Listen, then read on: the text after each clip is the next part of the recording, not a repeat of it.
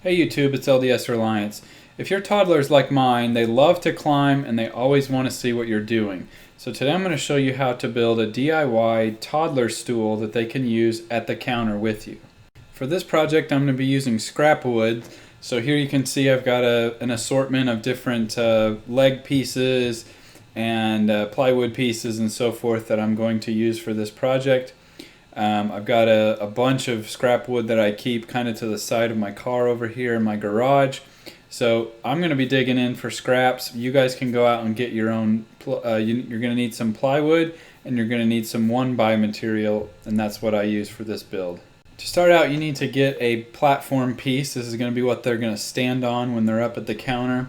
I made mine 20 inches by 20 inches as you see here, but you can make it according to your needs. So whatever width you decided on with the platform piece, you're going to need another piece to the same width, and that's what we're going to use for the step.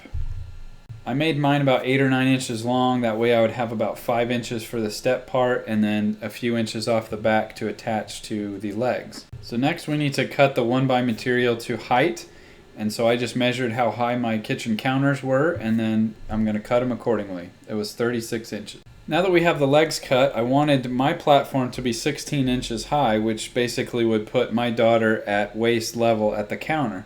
So that's where we're going to attach the platform. So measure out 16 inches and then drill, countersink some screw holes there, and then we'll go ahead and start the assembly. And throughout this build I'm going to use screws and glue. So I put some glue in there at the 16-inch mark and then screwed in from the side, and then use clamps to hold it all together. Now I'm just double checking the outside measurements so that I can go ahead and cut some pieces out of plywood to create rails up at the top to keep my toddler inside so she doesn't fall out.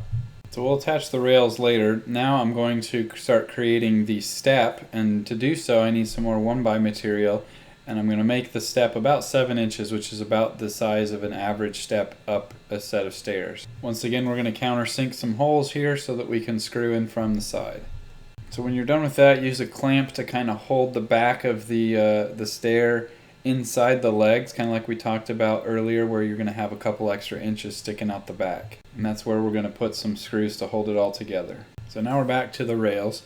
We're going to go ahead and use some wood glue. We're going to use it on the sides of the legs and on the side of the plywood, and then we're going to clamp things together, and we're going to use screws to hold it all together, just like so. And I have a whole bunch of clamps on here for extra good measure.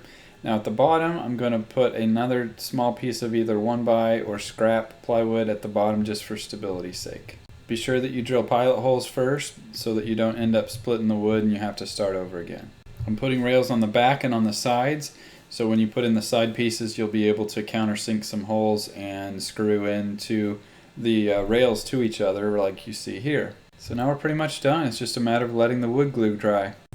So now it should look something like this, and you can see my daughter here enjoying it. I ended up putting a piece on the back, as you can see there, just because I don't trust her yet to not get excited and fall off the back.